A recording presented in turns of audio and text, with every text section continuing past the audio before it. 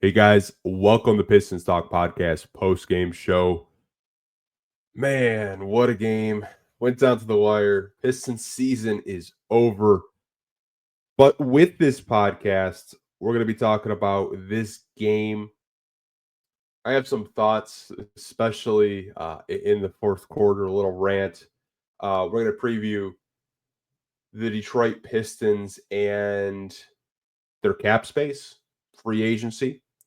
And I want to kind of give you guys an update of what to expect with this podcast going forward. Don't worry, I'm not quitting this YouTube channel or this podcast. Just kind of an update of what to expect this summer. It's May 1st as we're recording this podcast right now. And we're not going to have basketball until summer league, and then after that, we probably won't have basketball until like October. So there is going to be a little bit of a change with this podcast and with this YouTube channel. But let's get into these post game notes. First and foremost, no Isaiah Stewart. I think we expected that, especially with this, right knee inflammation, questionable, then out from games 2 all the way up to game 6 today. I'm just hoping it's nothing serious. I'm hoping it's just right knee inflammation. I see some of you guys speculating what you think it could be, and I hope it's not that. I really don't. I'll be patiently waiting for either a Pistons PR post that Isaiah Stewart's knee is feeling good, or maybe he can shed some light with these exit interviews that are going to be happening over the next couple of days. But no Isaiah Stewart, no Jay Navy. You guys know the deal. To start this first quarter, though, I really thought that the Knicks came out as the aggressor and the Pistons defensively didn't bring it. There was no ball movement from the Detroit Pistons. The Knicks transition game was a big problem. The Pistons let the Knicks go on an 11-0 run. The perimeter defense, I thought, was so bad. They weren't closing out on the Knicks three-point shooters. There were multiple times where guys were just hoisting up threes, and we were so late to close out. And it was just cash for the New York Knicks. Dennis Schroeder did roll his ankle in this first quarter. Didn't know how serious the ankle injury was, but he seemed like he was okay for a majority of this game. K did get a little bit more aggressive towards the midway point of the first quarter, around 4 minutes and some change. Started getting to the free throw line and hitting his shots, but I'm sure we'll get into Cade and the performance that he did have in this elimination game on Game 6 against the New York Knicks in the first round of these playoffs. But to end the first quarter, the Knicks get a 37-23 lead. Like, man, like the defense in the first, I thought really hurt the Pistons, especially in this game. Going into the second quarter, Malik Beasley started hitting his threes, and he was probably the most consistent Piston in terms of just hitting his perimeter shots. Hit over 6 3-pointers tonight. Wish we would have been able to see that type of consistency all playoffs long, but I get it. These are big moments. Sometimes the moments can't shrink, but you have to credit the New York Knicks defense for how they handled Malik Beasley. They were guarding him like prime Klay Thompson. But it was good to see him have a good night from the outside. Offensively, the Pistons went on an 8-0 run, and they did tie it at 49 with 4 minutes to go after trailing 15. Like, what I will credit with this team this season is the resiliency, the fight to never give up.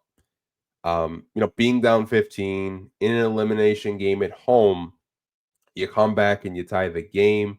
The effort I thought was much better after JB got a technical foul from Tony Brothers.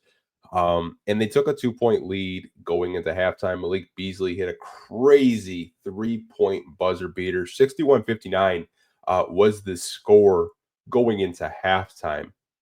The third quarter for the Detroit Pistons in these playoffs, going up into this game, were their best quarters. In game 6, it was the New York Knicks taking command of the third quarter. The Pistons defensively were following the New York Knicks. Knicks got into the bonus with 8 minutes and 30 seconds to go.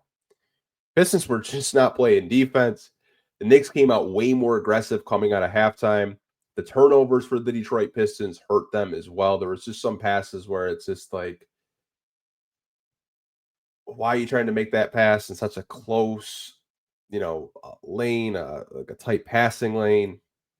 But Pistons did have a strategy, which JB Bickerstaff tried to hack a Mitchell Robinson, which Mitchell Robinson isn't the best free throw shooter.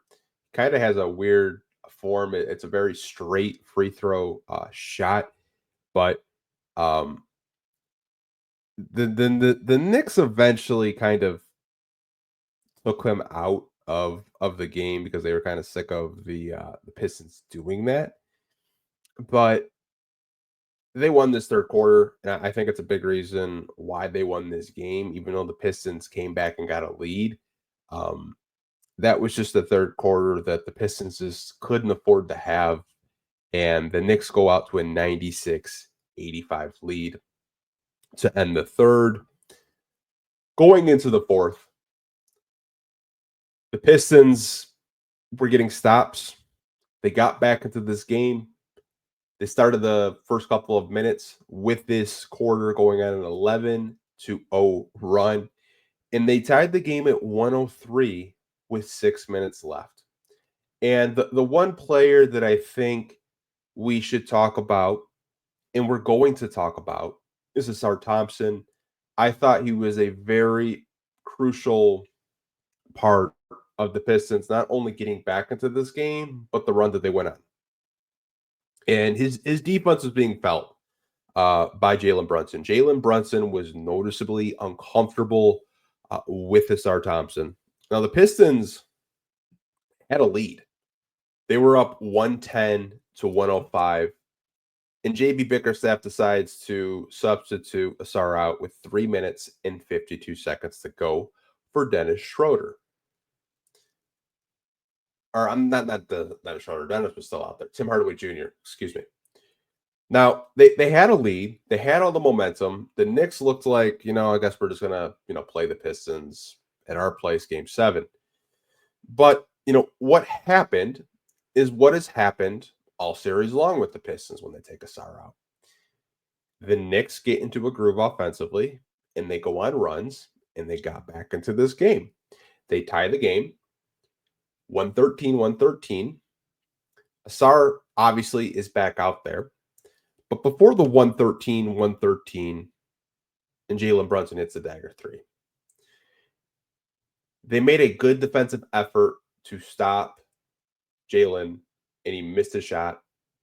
But no one boxed out Mikal Bridges. Mikal Bridges tied the game. Very next possession, Pistons try to take a lead. K just got triple teams, and he missed a shot, missed a layup. Jalen Brunson has the ball. Last 20 or so seconds in the game, he hits a dagger 3. And you have to give Jalen Brunson credit. I think the FU Brunson chance actually just motivated him because he went crazy in this game. I think it kind of backfired as Pistons fans. And also, Pistons fans were chanting FU Brunson when K was at the line. Like, what are we doing there? But I know I'm rambling a little bit. So it's 113 or 116-113, final seconds of this game at home. We inbound the ball. Cade gets it, and he's looking for Malik, obviously. And he overshot the ball. It was a turnover. Knicks win the series. And they're going to face the Boston Celtics in the second round. What I will say before I go into a rant with the substitutions down the stretch is I'm incredibly proud of this basketball team this season. I personally, and I've been very consistent with this, and you guys know that, I had this team around the 32 to maybe 34 wins, like all season. And they shattered that. They won 44. And not only were they a six seed, they played some great basketball this season. Really good basketball this season. Beat some, teams with multiple time All Stars. And Cade Cunningham took such a leap when Jaden Ivey got hurt. Like, there was a lot of us this season, we weren't really sure whether or not this team was going to be able to keep having the success that they were when Cade, Jade, and Ivy were out there together, especially after Ivy went hurt in Orlando on January 1st. But, Cade had such a heavy, scoring load on his shoulders, and he shattered my expectations. It seems like every time something got difficult, he just kept reaching deeper and deeper in his bag and putting this team on his shoulders. That's exactly what you want out of a franchise player. Not only did you have a competitive series, you actually won a playoff game. You won 2 playoff games. Would have loved to see, us to win a playoff game at home. Obviously, we're going to have to wait a whole nother season for that to happen, but incredibly proud of this basketball team and how they played this season and shattered my expectations, broke a bunch of records that haven't been broken in years. First team in NBA history to triple their win total from going from 14 wins a season ago to 44 this season. Um, Incredible. So I'm very proud of this team and the direction they're going, and the future is incredibly bright with your franchise player locked up. Um, and you have veterans on this team that want to come back, and JB is really just instilled and built new culture for this organization. And I think a lot of people in the city, especially if they went to these playoff games, maybe they're a casual Piston fan, don't get to come out to too many Pistons games. Maybe they'll attend more games going forward, but really proud of this team. Now, the rant I wanted to go on. I really thought we were going to win this game. And it's not just this game in particular. It's not just a game 6 thing. This series, I thought the minutes that Asar got were very questionable. Now, did Asar have foul trouble in the series? Yes, at times. But I thought the last 2 games, especially tonight, he only played 23 minutes. I felt like we had all the momentum being up 5 with less than 4 minutes to go. Jalen Brunson was unnoticeably uncomfortable with Asar guarding him. I'm not going to come up here and criticize JB or shit on him. I'm just frustrated because I thought that we had an opportunity to win the game against the Knicks at home. It's just frustrating when you take them out with 3:52 to go and you have the momentum and you're up 5, and it looked like we were going to close out this game. That's just a little rant I want to go on. Still love JB. I think he's done a phenomenal job this season. And I know no coach is perfect. We're human beings at the end of the day, but just a little frustrating, you guys. It really is. I don't know how you guys feel about this game. I really don't. I don't know how you guys feel about this season collectively. If you want to reflect on it, of what your expectations were going into this season, if you had low expectations or just kind of like lukewarm expectations like me, definitely let me know how you guys are feeling if you are watching this on YouTube right now, or even if you're an audio listener, like what your expectations were for this season as a whole. But overall, I love the way that we competed against the New York Knicks. Really competitive basketball. Really, there was a lot of teaching moments, I think. Now, I talked about it with Zarek on Monday. Like, what are some of the teaching moments that this basketball team can kind of take away with it? And we kind of touched on that, and positions in need possibly that from watching this series of like What do the Pistons possibly need? And I'm sure we'll, talk about that and get into that this summer, with these podcasts. And I did mention at the top of the podcast, I wanted to give you guys an update. Now, the update with this podcast is we don't have any more games to do post game podcast. We did over 88 post game podcasts from October to May. So we made it to the finish line. I appreciate each and every one of you guys that uh, tuned into these post game shows when we were winning, when we were losing. It didn't matter. We did a post game show every game. And the update is we're still going to have podcasts. It's just going to be in a once a week basis. I'm still going to upload YouTube videos. We'll probably get into a free agency preview. We'll get into draft. The Pistons do have a draft pick. I do kind of want to like segue over to the Pistons um, cap space in uh, financials really with you guys. I have Spot Track pulled up, and we're going to kind of go over um, what to look at with this team going into next season, cap space, and the free agents that this team currently has, and kind of talk about each player individually, and just kind of give you guys my personal opinion and thoughts on uh, each player, and if I can see them coming back or not. So we're going to do that right now. We'll go over to segment two on this podcast. Now, if you are watching live on YouTube, I'm going to share my screen with you, and we're going to kind of look at Spot Track as a together right now. So if you guys can see my screen, that's cool. If you're an audio listener, um, what I'm doing right now is I'm just on spottrack.com and I'm looking at the Detroit Pistons cap sheet. So this is for 2025, 2026. So going into next season. So um, we got Cade Cunningham right here, and this is just an estimation. Now, the reason why this is in purple and it's just an estimation and we don't know is because Cade Cunningham currently has contract details with his rookie supermax. If he does make all NBA, he gets more money. And that's great. Because Cade making all NBA means that he had a successful season.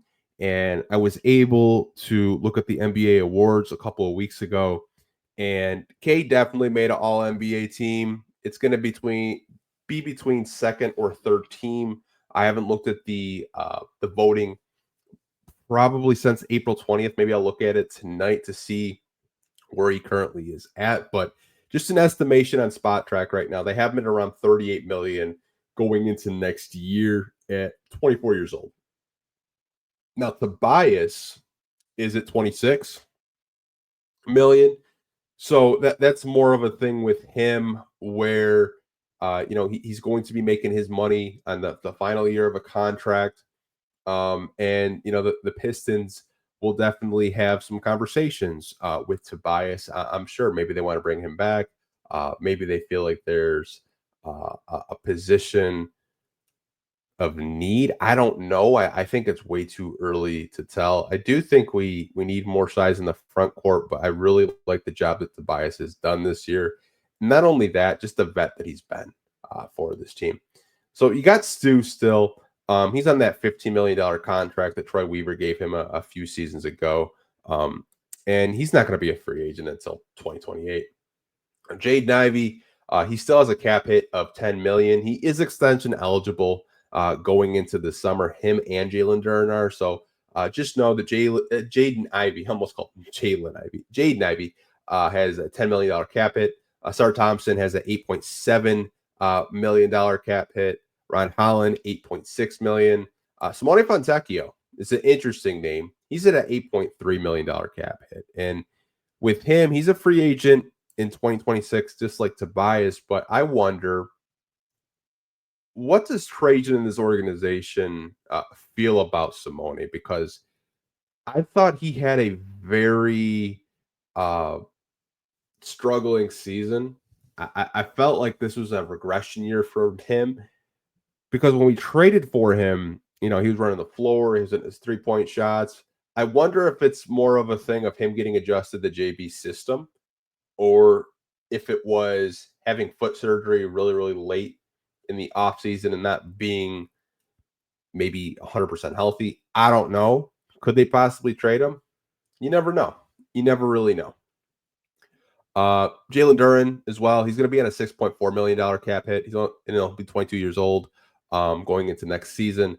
He's also extension eligible. Then you have Sasser at a 2.8 million, and then Bobby Clipman at a 1.9 million. And then you have your two-way guys, which always fluctuate with Ron Harper Jr., Toulouse Smith if they want to keep him. Now, if we scroll down to cap holds with this team, the Pistons have a couple of cap holds. So they have Tim Hardaway Jr., Dennis Schroeder, Malik Beasley, Lindy Waters, Paul Reed, and Dennis Jenkins. So Tim Hardaway Jr., I think is a big cap hold, as you can kind of see, 24.2 million to be exact. He's a free agent. There's some bird rights here. Now, do the Pistons want to bring him back? I'm not sure. I'm really not sure, you guys. I think there's definitely conversations if you're the Detroit Pistons with a THJ. There really is. I think there's a price point that Trajan would be comfortable with, but I think there could be an opportunity where maybe Jaden Ivey coming back, and we'll talk about Malik Beasley in a minute. They may think, is Marcus Sasser ready to, get more minutes off the bench? I know that's something that we've talked about before. I know some of you guys always ask about Sasser a lot. Tim's going to be 33 going into next season. So that's something to keep an eye on. I'm sure the organization loves him, but maybe they feel, with Ivy coming back, re-signing Malik, and maybe giving Marcus Sasser a little bit more playing time, maybe they let Tim just kind of, test free agency that way. Now, Dennis Schroeder, I think I also have conversations about with you guys. He's got a $16.9 million cap hold with the Pistons, and they do have his early bird rights, which I think will be very crucial for them in negotiations this summer going into free agency. Me personally, if the Pistons want to bring him back, I'm okay with it. And here's why. I think what we saw was more than enough for me to invest into him. He will be 32 going into next season. I like Dennis Schroeder a lot, you guys. I think what we saw during the trading deadline, having a backup point guard, and we were screaming at our TV for I don't know how many months because we didn't have one, and then we got one, and then we could kind of relax because it was something that we talked about or what we needed. Um, I would be open to bringing him back. Now, the price point, I think, is the conversation, and it really is, because I think Trajan and the Pistons have a price point where they would be comfortable with, and I'm sure Dennis has a price point too. And it also has to, we also have to talk about what does Dennis want to do because he's 32. I don't know how much longer Dennis wants to play. I don't know if he wants to, run it back and, play with this team again. He seemed like he enjoyed being around this team. He enjoyed, playing alongside Cade Cunningham and Malik and all those guys. That's why I would be open to bring him back.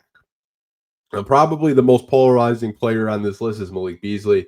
So he'll be 29 going into next season, and he's got a $7.2 million cap hit. But since he only signed a one-year deal, the Pistons do not have his bird rights. So what that means is every team in the league, if they want, can offer Malik Beasley an offer sheet. Now, Malik has been very vocal that he wants to stay in Detroit and he wants to resign to be with the Detroit Pistons.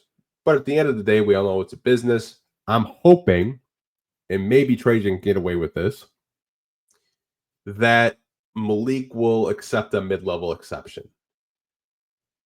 If you can give Malik a 3-year MLE offer sheet, um, I think it would be huge for the Pistons because we like the shooter that he is. Cade looked for him so much this season, broke a 3-point record for the Detroit Pistons. And just the spacing that he provided with this team this year, I thought he got them. I thought Malik got the Pistons back in several games this season.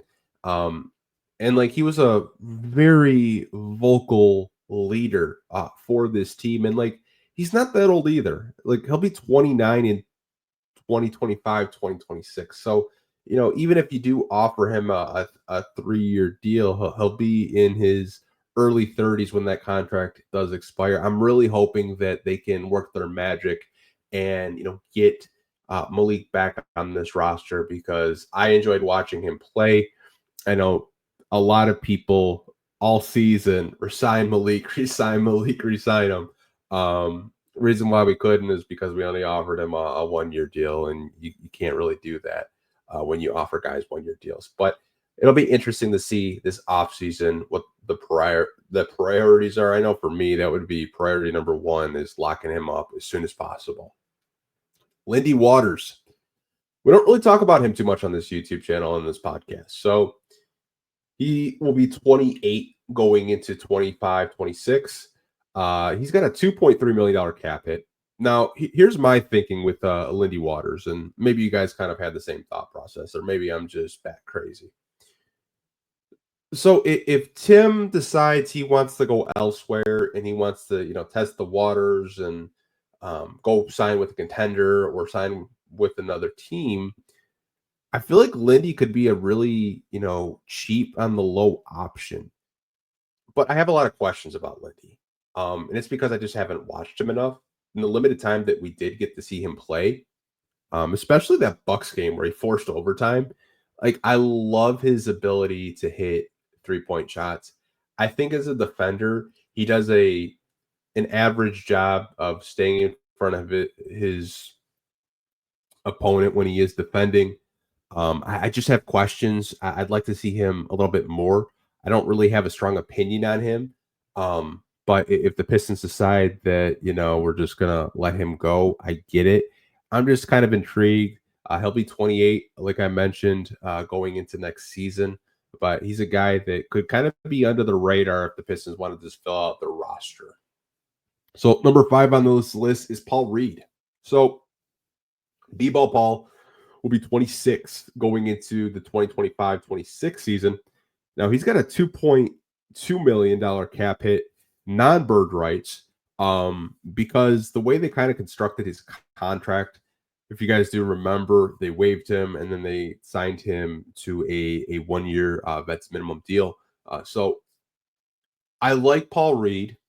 I thought what he did this season as a third string center for the Pistons was incredible. I loved his attitude. Seemed like he was always smiling and laughing with the guys and just being, very positive. And I love that. But I don't really know what the organization wants to do in terms of the center position. I feel like, Jalen Duren made strides this season, especially, later in the second half of the season, especially in 2025. I feel like, he locked in defensively more. I love the passing ability with JD. And you also have Isaiah Stewart to consider as well. Like, what does this team want to do for a third string center? Do they want to re-sign Paul Reed to another short-term deal? Do you go out and get, I'm just throwing this name out there, don't kill me. Maybe you get Andre Drummond on a vets minimum to, get a little bit more size and a guy that we know that can rebound the basketball still, even though he is a little bit older. Andre Drummond is a much better rebounder, in my opinion, than Paul Reed. Obviously, Paul Reed's younger, but that's just a name I'm throwing out there. Maybe you kind of, get a third stringer like a Drummond, or maybe you decide you want to bring back Paul Reed for another year because you like just the, the veteran presence that he has and just like the locker room vibes, and you want to keep these guys all together. But I'm still kind of like on the fence whether or not I think this organization will bring him back. I think they might explore other options, especially in the front court. But that's just kind of my opinion on it. And the final guy, I don't know if a lot of you guys even know who this is because he was a two-way and he played with the Motor City Cruise. It's Donis Jenkins. He was on the summer league team and he was the Motor City Cruise starting point guard. So he'll be 24 going into next season in 25, 26. He's got a $2 million cap hold and he's on a two-way contract. So he's like probably a fourth string point guard on this team at this point. Didn't really get to see him like outside of garbage time, or if you did watch some um, just Motor City Cruise games this season, but I'm not entirely sure if they would bring back a guy like Adonis Jenkins. Um, and you never know, especially with two ways. They might cut all the two ways and get new two-way guys. Obviously, you still have like Ron Harper Jr., Donis, and Tolu, but they may look to get new two-way guys. It just kind of depends how the Motor City Cruise want to operate. They might want to bring those guys back as well. But that's more of like a summer topic with those guys when it's the dog days of off season. We're talking about two-way guys on this podcast at the end of the day, but that's just kind of an outlook with the cap space, going into this summer. The Pistons projectively have like anywhere, I think, from 22 to 24 spot track said. All depends on Cade's All NBA status, which he is going to make All NBA, and the cap holds that they do have, which I think they'll renounce pretty quickly because they want to operate in cap space, and then you also have the draft coming up to consider. The Pistons don't have a first round draft pick this year. It's going to Minnesota because of the Isaiah Stewart trade. That pick finally did convey. It was a top 13 protected. Pistons did so well that the T Wolves get it. It's going to be a middle of the pack first round pick. And who knows? The Pistons might, package their second round pick that they got from the Tim Hardaway Jr. trade to try to go up into the first round if there's a prospect that they possibly like. Who knows? I do think at the end of the day, a very successful season. I did want to just kind of preview a little bit of free agency with you guys, give you, one more podcast until we kind of do like our once a week podcast. So it's not going to be as much content from me on the podcast side, but I appreciate you guys so much this season. It was such a fun season. Roller coasters, there was ups, there was downs, there was winning streaks, making the playoffs, winning a playoff game, but just want to let you know I appreciate each and every one of you. Hope you guys have a great rest of your night. And until next time, go Pistons. Take care. Have a good night, you guys. Peace.